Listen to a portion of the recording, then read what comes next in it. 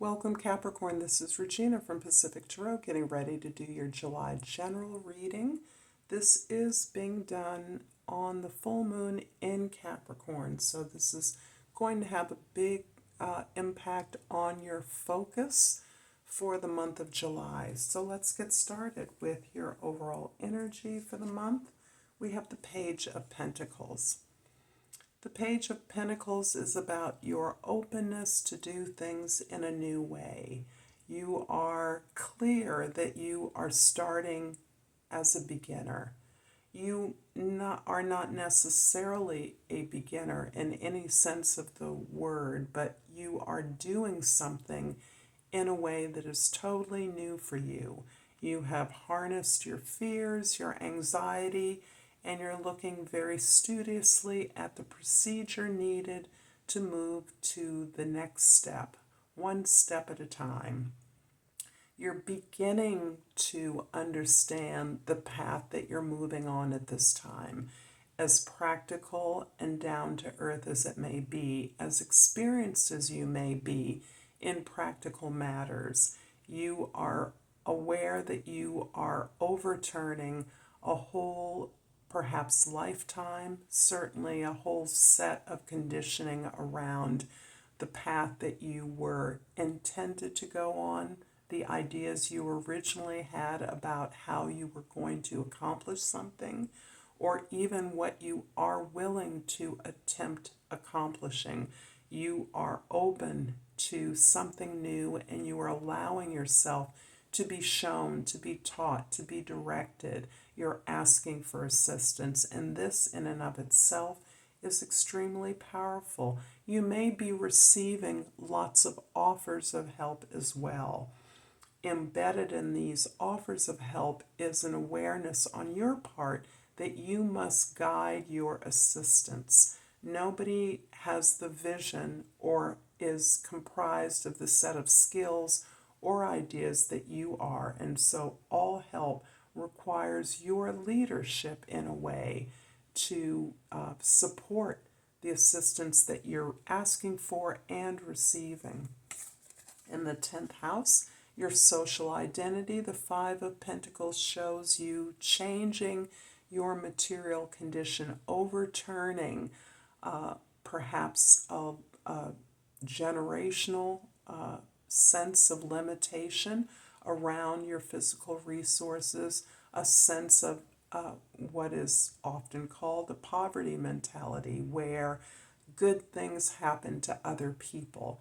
Other people receive nice homes, nice educations, nice families, nice things, and you are recognizing that this is something that you are changing the perception that good things come to others. It's not about the things, it's about the sense of empowerment that your resources are enough to do what it is you want to do, and you're now understanding that you are abundant in opportunities to achieve that.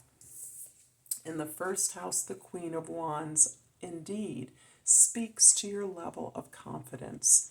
This is the result of your deeper connection with your passion, with your intention, with your desires. And this is you really resetting this in terms of your authenticity, your authority.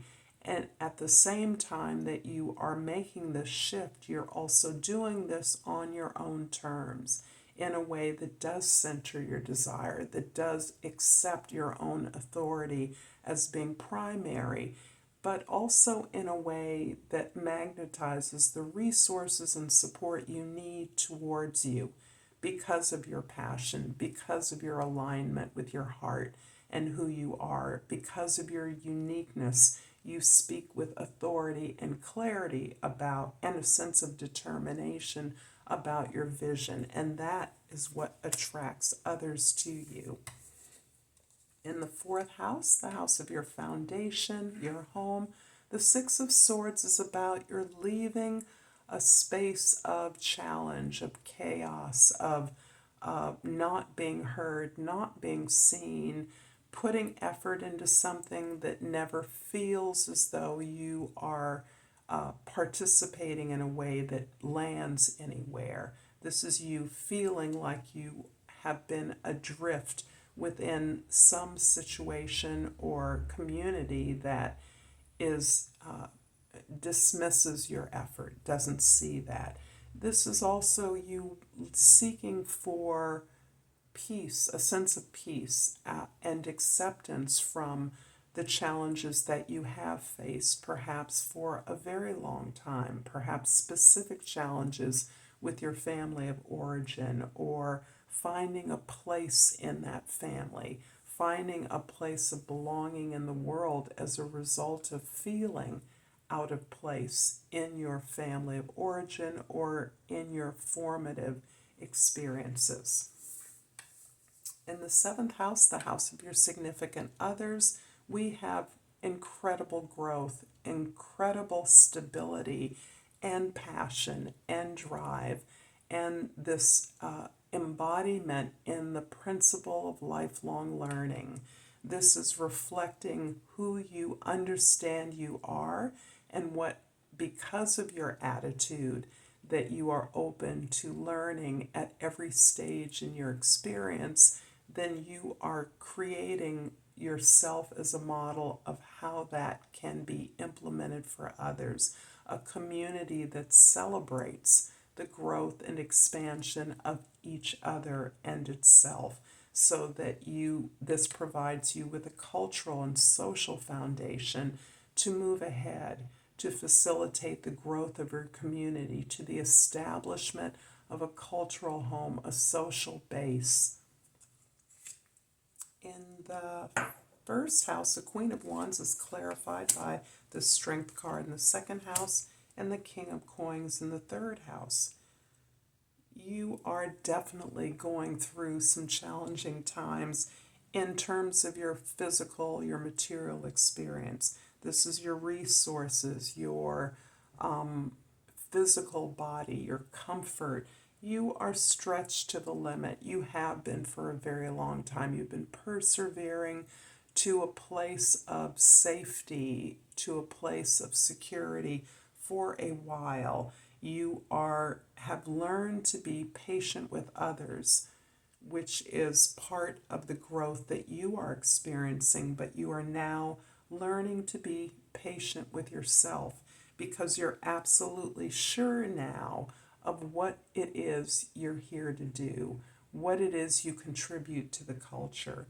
This sense of material experience, the experience of manifestation, the discipline, the hard work, the commitment to a project, to following it through, are part of the skills that you bring, part of the service that you're here to render in this lifetime, so that you are in a place of generosity around the experiences you've had. You realize that it is your time to give back, to contribute to others, to show others how to gain the stability and the security that they desire, even if your own security is a work in progress. It doesn't diminish from your sense of the ability to accomplish, how to manifest. You've done this over and over again. In the fourth house, the Six of Swords is clarified by the Queen of Coins in the fifth house and the Two of Cups in the sixth house. The second queen showing up in your reading is really beautiful on the level of your openness, your ability to start fresh, the courage that you've actually gained to seek and set out this your own intentions, your own desires, establishing your own goals for a healthy community. You also have the King and the Queen of Coins here. And this is really flanking your desire to find peace with the circumstances that you find yourself within, but also moving away, being aware that there is a sense of peace elsewhere and that you don't need to stay where you are, That may be one of the lessons that you are gaining right now, that really location or opportunity to move to a new, more peaceful location may be part of what it is that you are working on for yourself. Just the ability to travel more, perhaps, the ability to move to among a series or alternate homes as part of the way that you are building up this powerful community. You are setting up this foundation for your own growth and expansion. So I'm definitely seeing travel and the ability to move freely between alternative communities is something that is increasing in value to you. You're also really celebrating the sense of relationship with yourself. And this is probably the most powerful dimension of your growth that you can experience right now. There's a sense that I am gaining that you have limited yourself in terms of intimate relationships based on suffering, based on a social pattern that has been enacted where you have often been ignored or failed in relationships, been disappointed in relationships. By building this relationship to yourself, you are gaining in your courage to be who you are, to be authentic, to not mask over the contradictions within yourself and the conditions of your life, but rather to recognize that you have the strength that you need to attract those friends, those allies, those partners who really recognize you, who see who you are, who celebrate you despite your difference and because of your uniqueness. The Four of Wands in the 7th house is clarified by the Temperance in the 8th house and the Chariot in the 9th house. A lot of healing is going on for you as you continue to develop the sense of not only patience but gentleness with yourself. You are in the process of forgiving others and forgiving yourself. You are really looking at this long, dark tunnel that you are emerging out of. And you're really doing the work of the alchemist, as the Temperance card is called in some decks. That is the refining of the gross aspects, the instinctive or animalistic aspects of your personality, and refining that to a more enlightened view of your own potential, who you are, and strengthening the bonds to a creative expression of who you are in each present moment.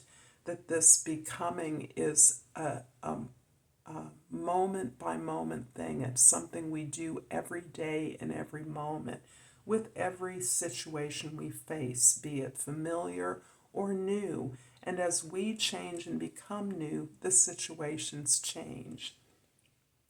This really act of self-healing is taking you into a place of being able to synthesize the contradictions in your life, the oppositions, the extreme opinions and actions of others that can potentially impact you.